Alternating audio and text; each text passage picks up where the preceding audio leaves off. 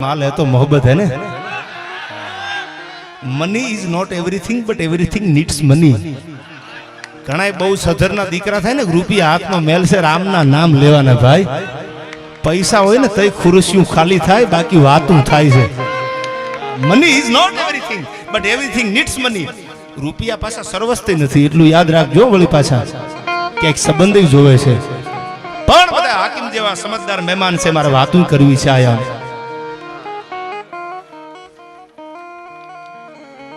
થોડી વાર આમ શ્રદ્ધાંજલિ દેવી છે આપણે હૃદયથી શ્રદ્ધાંજલિ દેવા મળ્યા છે।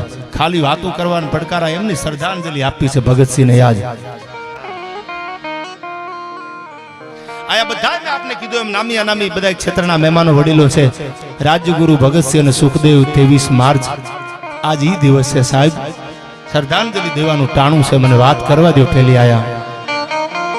ખમીર હોય જેનામાં જેના હાડમાં મેં આપને શરૂઆતમાં કીધું પૈસા થોડી વાર રહેવા દો ને યાર કોઈ નહીં લે યાર માતાજીને દયા થઈ ગઈ હવે તો તાણ હતી તેદી હતી એમાં શંકાને સ્થાન નથી પણ હવે તો સમજો રીતે રીતે જ છે બધું ભાઈ। હા हमें तो अपनों ने लूटा गहरों में कहा दम था यार मेरी किस्ती डूबी वहां पानी भी कम था। हवळो है ने हवळो त्यार नक्की કરી લેજો અવળો ઘા કરો ને તો આંખે જઈને હવળો થઈ જાય એટલું યાદ રાખજો। हवळो હોય તો રામે કીધું છે રામાયણમાં કે વિધિ બામ હોતે હોતે अपने पराए बाम और प्रतिकूलताए शीश मंडराती है। એક નાની એવી દરિયાના કાંઠે કાંકરી હાથમાં લઈ અને રામે આમ ઘા કરી પાણીમાં તો બરબડિયા બોલી ગયા ને કાંકરી બુડી ગઈ। લંકા માથે ચડાઈ કરીને તેદી શિલાયુના ઘા થતા હતા મોટા મોટા પાણાના। તેદી લક્ષ્મણ પૂછે છે કે રાઘવ તેદી કાંકરી બુડી ગઈ હતી અને તમે આવડા મોટા પાણાના ઘા કરો છો બુડી નહીં જાય? तेदी राम लक्ष्मण ने कैसे समय बलवान से यार विधि बाम होते होते अपने पराये बाम और प्रतिकूलताए शीश मंडराती है। अने स्नेह में माता भी करके विरुद्ध बिंदु राम जैसे पुत्र को वन भिजवाती है। मां दीकरा ने वनवास आपे के नो आपे के समय नबळो होय ने तेदी आ कपड़ू हगू नथी रहेतुं એટલું યાદ રાખજો। જૂનાગઢના બાવલો બોલ્યો છો હું નથી બોલ્યો જૂનાગઢનો બાવદીન બોલ્યો છે નો હોય ને તેદી કકરાવાના ન હોય ભાઈ। ઘણા પૈસા થઈ જાય ને એટલે વાતું બહુ મોટી મોટી કરે તમે મહેનત નથી કરતા તમે એકચ્યુઅલી કઈ ધ્યાન નથી આપતા। ધ્યાન દીધે મહેનત કરે ન થાય કૃપા જોવે no matter how hard you try in life. કૃપા હોય જો પંજો પડી જાય વિધિ બામ હોતે હોતે अपने पराये बाम और प्रतिकूलताए शीश मंडराती है। અને जो ही आता है तू ही लखन देख अब सागर में सेल की शिलाएं तैर जाती है। तेदी मारो समय नतो એટલે ખાલી કાંકરી ઘા કરું બુડી જતી હતી। આજ મારો સમય છે રાવણ એક માથાને મારવું ને એમાં નવાઈ નથી।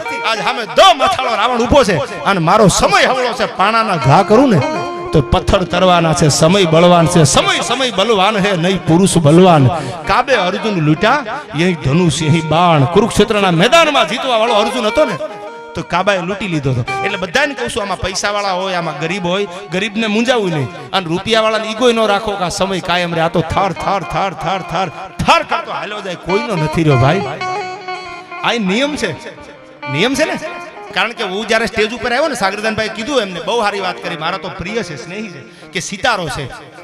સિતારો તો ઈશ્વર બધાનો આપતો જ હોય છે પણ સમયની હારે કેમ હાલવું નહીં તમે વિચારી લેજો।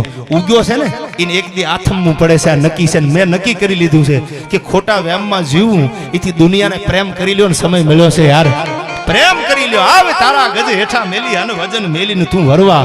દુનિયા જીતવા માટે તલવાર નહીં પ્રેમની જરૂર છે અને એવો પ્રેમ ભગતસિંહ રાજ્યગુરુ સુખદેવે કર્યો છે। પેલી મારે વાત કરવી છે અહીંથી આપને પ્રસંગો ગીતો છંદો બધું ગાવું છે અહીંથી પણ જે ત્રણ ફોટા તમે આ જોશો ને પોસ્ટરમાં આપણે ભણવામાં આવતું હતું બધે આપણે આ કથામાં આપણે સાંભળેલું બધે ગીતોમાં એની મારે વાત કરવી છે તમને। ભારતમાં અંગ્રેજોનું શાસન હતું અને ભારત આખો ગુલામીના વળામાં ઉતરી ગયેલો। વિજયભાઈ ભારત ઉપર કોઈ ઓપ્શન નહીં બીજું કે 250 વર્ષ 250 વર્ષ અંગ્રેજો શાસન કર્યું। તેદી 1931માં ભારતની વસ્તી હતી ખાલી 30 કરોડની અને 1 લાખ અંગ્રેજો આ શાસન કરી ગયા 250 વર્ષ। શું કામ ખબર છે? મારીને તમારી જ્ઞાતિવાદ મારીને તમારી ઈર્ષા આપસ કી કુલ હિતે અને સારા હિન્દુવાન તૂટે ભાઈ ભાઈનું હારું ન જોઈ શકે કાકો દીકરાનું હારું ન જોઈ શકે આવી અંદરો અંદરની તાણાખેંચ થઈને 1 વર્ષ 2 વર્ષ નહીં 250 વર્ષ અંગ્રેજોએ શાસન કર્યું અને તેદી કોઈ પડકારો કર્યો ભારતને આઝાદ કરવો છે।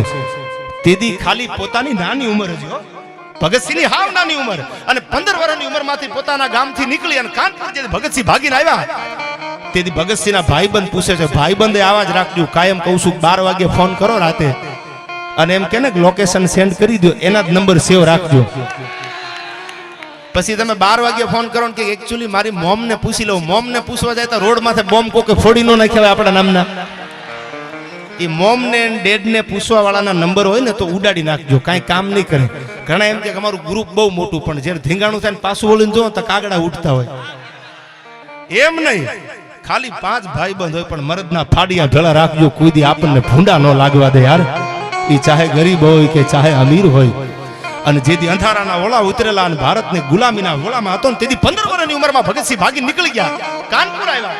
કાનપુર આવ્યા ને એટલે એના ભાઈબંધ પૂછે છે, આને મિત્ર કહેવાય, ભગતસિંહ ક્यों भाग कर आ गया, क्यों घर से अब लौटना नहीं वापस? તેથી ભગતસિંહ એમ કહે છે કે ના, નથી જાવું. શું કામ?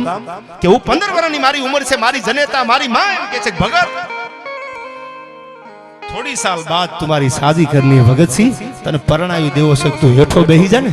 એટલા માટે ખાલી પરણાવાની શાદીની વાત કાનમાં પડી ને ત્યાં ભગતસિંહ ભાગીને કાનપુર વી આવ્યા. સાંભળજો, જેને શ્રદ્ધાંજલિ દેવા મળ્યા છે એને વિચાર કેવા હતા, અને વિચારથી માણસ ઉજળો થાય છે. અને તેદી ભગતસિંહ એના ભાઈબંધ કહે છે, ક્यों शादी की मना करता है भगत, કરી લે, દુનિયા છે, આખી દુનિયા લગ્ન કરે છે, દુનિયા પરણે છે, દુનિયા આનંદ કરે છે, તું લે ને, તારો પરિવાર થઈ જાય, તારું કુટુંબ બની જાય, ક્यों शादी की मना करता है. તેદી 15 વર્ષની ઉંમરે જે ફોટો દેખાય છે ને આ ભગતસિંહનો, એ કાનપુરની બજારમાં ભગતસિંહ બોલ્યો છે કે અબ તો આઝાદી મેરી દુલ્હન બનેગી યાર. शादी करवानी છે એમાં ના નહીં, પણ અબ આઝાદી મેરી દુલ્હન બનેગી. હું આઝાદીની હારે લગ્ન કરવાનો છું. મારો ભારત ગુલામ છે, મારી હિન્દુસ્તાનની દીકરીઓ ઉપર અન્યાય થાય છે અને મારાથી સહન નહીં થાય. અબ તો આઝાદી મેરી દુલ્હન બનેગી. અને તેદી ચંદ્રશેખર આઝાદ, રાજગુરુ, સુખદેવ, ભગતસિંહ, બધા ક્રાંતિવીરોનો મંગલ પાંડે થી માંડી એક એકને આપણે યાદ કરવા છે આજે. તમે કદાચ પિક્ચરના કોઈ પણ મૂવીઝના આશિક હોય ને એની સામે મને વાંધો જ નથી, તમે કોઈ પણ ના આશિક હોય એની સામે વાંધો નથી, પણ એટલું યાદ રાખજો કે આ દેશના ભગતસિંહને કોઈ દી ભૂલતા નહીં, આ દેશના સાહેબ લાલા લજપતરાયને કોઈ દી ભૂલતા નહીં, આ દેશના સુભાષચંદ્ર બોઝને ભૂલતા નહીં. ઈંટનો જવાબ તો પથ્થરથી જ દેવાનો હોય, એમાં બીજી વાત ન હોય. આ ગાંધીજી એવું કહેતા હતા કે એક મારે તો બીજી રાખજો, નવીરા રહેવા દે ખરા. ગાંધીજી એવું કહેતા, અમે ભણતા ને પ્રાથમિકમાં ત્યારે આવતું ગાંધીજી, આવો. આમ તો પાજી મારો પરમ સ્નેહ મિત્ર છો ભાઈ, ભાઈ થી વિશેષ છે, રૂડું નહીં લગાડું, પણ ચીડિયો છે મેં બાદ લડાવવા, ગિદ્દડ નું મેં શેર બનાવવા, 1.5 લાખ તો એક લડાવવા, તા ગુરુ ગોવિંદસિંહ નામ કહાવા. અને એવો ભગતસિંહ છે, વીરવર પુરુષને શ્રદ્ધાંજલિ દેવી છે. અને મરદ માણાની શ્રદ્ધાંજલિમાં પાજી મર્દાનગીની જ વાતું હોય, માઈ કાંગલી વાત ન હોય. આયા વળે ને દુનિયામાં કરે ગેંગે કે ફેફે ઘડી ખણગાર, મર્દોના સજીલો તો મજા આવે. અને મજા કઈ ઓર આવે જો દાદ કાયર વેશ મેલો તો. કાયર તાના વેશના વાઘા ઘા કરી દો અને મેદાનમાં આવી જાવ તો મજા આવે જીવવાની, તો મજા આવે મરવાની. એક નાની એવી દીકરીને વર્ગખંડમાં હા પડજો, ખમીરતા ક્યાંથી આવે છે. શિક્ષક ભણાવતા હતા, દીકરીને ઊભી કરી, ગયા બેટા ઊભી થા, આલ્યા ચોક, આ લખી દે, મેં દુર્ગા બનૂંગી, મેં ચંડી બનૂંગી, મેં વીરાંગના બનૂંગી. દીકરી ઊભી થયો. જ્યારે જ્યારે ધર્મ ઉપર હાનિ થઈ ને તે આ દેશની દીકરીઓ હાથમાં તરવારું લીધી છે. એને હજારો દાખલા મારી આગળ છે. હાથમાં ચોક લઈ અને એને લખ્યું, મેં દુર્ગા બનૂંગી, મેં ચંડી બનૂંગી, મેં વીરાંગના બનૂંગી. બીજી દીકરીને કીધું, બેટા તું ઊભી થા, આ બ્લેક બેડ ઉપર લખી દે કે મેં દુર્ગા બનૂંગી, મેં ચંડી બનૂંગી, મેં વીરાંગના બનૂંગી. બીજી દીકરી ઊભી થઈ, એને લખ્યું કે મેં દુર્ગા બનૂંગી, મેં ચંડી બનૂંગી, મેં વીરાંગના બનૂંગી. ત્રીજી દીકરી 7 વર્ષની થઈ ઊભી હો, પણ આડો ધોબો હાહાના કાળજાના લોહીજી આંખમાં રેડ્યા હોય એવી ઠકેલ ત્રાંબા જેવી આંખું થઈ ગયેલી. અને સરળા ડગલા દેતી હાલી આવે, હાથમાં ચોક લીધો. બ્લેક બોર્ડ ઉપર એમ નથી લખ્યું મેં દુર્ગા બનૂંગી, મેં ચંડી બનૂંગી, મેં વીરાંગના બનૂંગી. એને એમ લખ્યું, મેં દુર્ગા હું, મેં ચંડી હું, અરે મેં વીરાંગના હું. મારે બનવાનું ન હોય, મારા લોહીમાં સેવું જન્મથી શું મારે બનવાનું થોડું હોય. 7 વર્ષની દીકરી જેથી એમ લખે કે મેં દુર્ગા હું, મેં ચંડી હું, મેં વીરાંગના હું.